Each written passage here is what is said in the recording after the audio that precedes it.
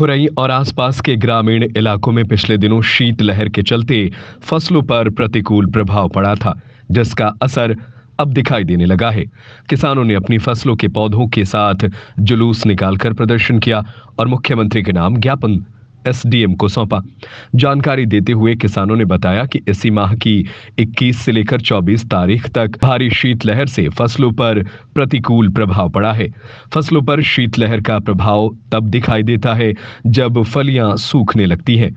शीतलहर के कारण चना, मसूर और बटरी की फसलों पर बहुत प्रभाव पड़ा है। इन फसलों की फलियों में या तो दाने आए ही नहीं हैं या बहुत कम या कमजोर आए हैं। इस बार पाला के असर के चलते फसल कम और कमजोर आएंगी। किसानों ने बताया कि फसलों पर लगभग 60 से 90% प्रभाव पड़ा है, जिससे किसानों को दाम सही नहीं मिलेंगे। ज्ञापन सौंपते हुए किसानों ने 1-2 दिन में ही सर्वे कराए जाने की मांग की है, ताकि प्रभावित किसानों को समय रहते उचित सहायता राशि और फसल बीमा का लाभ मिल सके। संबंध में ज्ञापन दिया।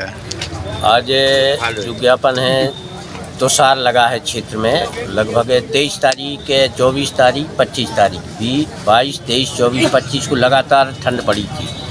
तो उस समय पे पाला इतनी जम के पड़ा है कि किसान की मसूर की फसल, बटरा की फसल, चने की फसल, इनमें तो तुषार स्पष्ट दिख रहा है, लेकिन गेहूं की फसल में तुषार दिखता नहीं है। उसकी स्थिति है कि बिल्कुल कम से कम 70% तक नुकसान उसमें भी हो गया है और आगे स्थिति है कि फसलें सूख गई हैं। अभी समय कम से कम उनके लिए 1 माह का समय था और आज ही फसल सूख गई है। उनमें इतना जम के पौधा पर भी इतना असर हुआ है कि फलियां तो पूरी गई है। मांग क्या है आपकी?